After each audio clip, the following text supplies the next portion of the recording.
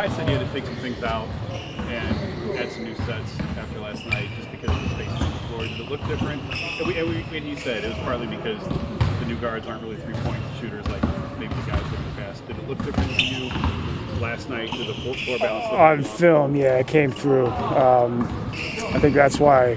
I mean, he talked to me last night. It just felt a little different. Just one, because we hadn't played together, but two, just because we were so stagnant. But the runs were good today. Hopefully, it'll be better Friday. But more than anything, just free flowing and knowing that we have guys that are smart basketball players, high IQ basketball players, and with that we can pick apart defenses and be naturally a lot better than we were last night. But yeah, we saw that on the tape. It came out. It seems drastic to make changes like that based off one preseason game. Yeah, but also I agree. But even in some of our practice sets, with me at the 5, it's been a little bit of a change. Having the new guys has been a little bit of a change. But just with our personnel, we got to figure out what works and kind of toy around with it a little bit. I think that's what Ty is trying to do. They say that when you bring a whole bunch of new guys together, it takes a while to click and get moving. Yeah. But all the new guys are former MVPs and all-stars, been in the league forever. So should this take less time? That's the idea, yeah. I mean, we hope so. And I think, as I mentioned, the guys having such high IQs that it should be pretty quick on guys adjusting and picking it up. Can you figure this out though with Luke Kron's not playing on Friday?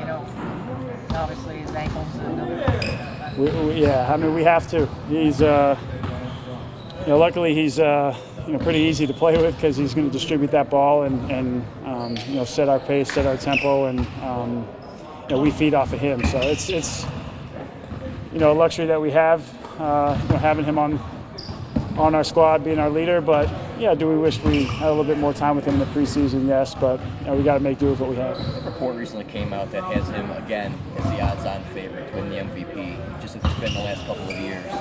And again, last couple of years he's finished in that 3 to 5 range. What can he do to get back to the top of that mountain? I mean, he's at the top. I know that last year the voting he won in the top 3, but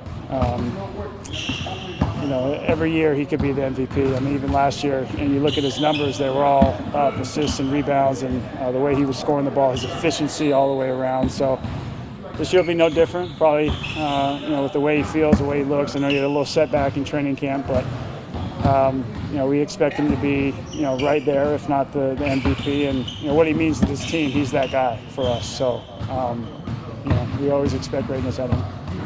Being in the starting 5, there's the direction of the league they're going with that, more of the stretch forward type of thing. But there are still teams out there that will present traditional bigs. I saw that last night with Robin. Have you talked to Ty about those kinds of mismatches and how you can adjust to that? Yeah, I think just playing to our strengths. But there will be times where I imagine that I'll be playing some 4, whether it's at the end of the game, maybe to start a game, depending on the matchups. But the matchups will, in some cases, dictate the lineup. So we'll just wait and see for that. But I mentioned, I don't know if toying is the right word, but we're going to try this lineup out and see how it works. And last night was the first real chance to see what it looked like. But we were so out of sync on both ends of the floor. It wasn't a good test. My apologies if you entered this in the last couple of weeks. Did anyone here come to you during the summer and say you want to be traded? Oh, I thought you were going to say play the 5. I know we've covered that. Yeah. Did they say, listen, Kevin, we got a deal in place, we're going to move you? Did you ever get that call, or did your agent ever get that call? I had my phone off, so I never got it. No, I never got that. I know that probably around I'm trying to think what either the beginning of the season, trade deadline, or around the draft. That'll likely be the case. Right. So I've just expected that. So I'm not getting any sort of. There we go. Between those rumors, which I guess were hotter, if you can do that, hotter this summer than any time before, and Griff leaving, and Kyrie, and my point is, Did you need a period of time to get over the bad things that happened this summer and get to the place that you are now with this team? No, I mean, I even came into training camp with,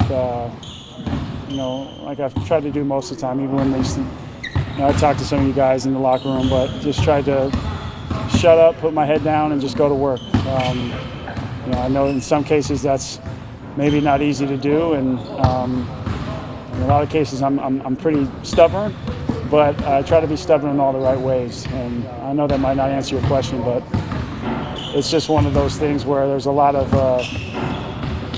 chaos, for lack of a better term, a lot of movement throughout the entire league, but including us. So I just thought to myself, whatever happens, I'm going to be prepared, I'm going to be ready, and as I've told you guys all along, I was hoping it was here, and I don't know if my name was thrown around or not, but I just wanted to be ready to go. Do you think that this team is in a better place now than it was when we lost the game last?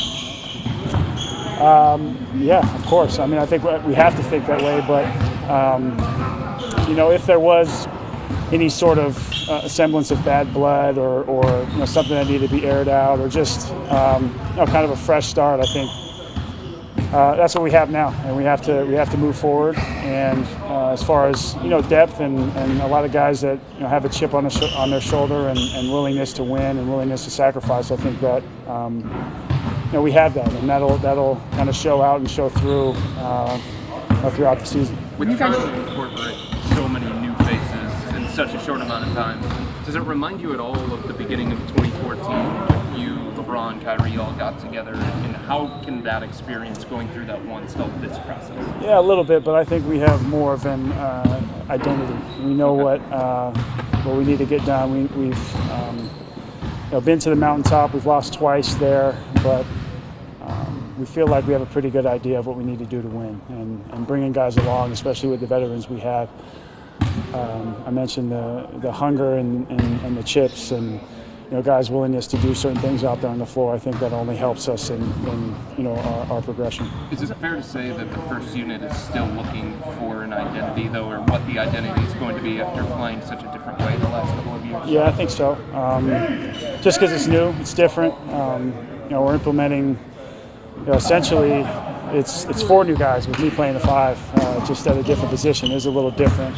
Although I have played some 5 on this team, and kind of know what we want to get out there. But it is going to take a little bit of time. But we have enough talent, and we have enough guys that are smart enough to make plays that where we can do some damage. There was so much talk about that hunger when you guys showed up for camp. Do you still feel it every day? I hope so. Yeah, we need to feel that. We need to act on it as well, and day by day. I mean, we can't get too far ahead of ourselves. Want it to happen, super fast, really quick. But we feel like today was a good step for us. Tonight, maybe not so much, other than getting through the film and cleaning some stuff up. But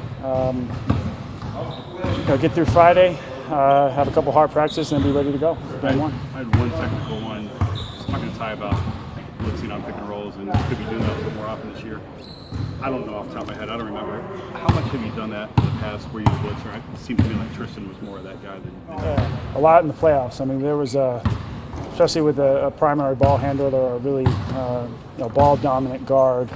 We'll probably blitz a lot, just try to get out of his hands. I mean, we did a lot with Isaiah at Boston, but it just depends, I guess, on matchups, who we're playing. But just our rotations and that trust and us playing together just has to be there. So it's both ends. You did that in the playoffs. You did that.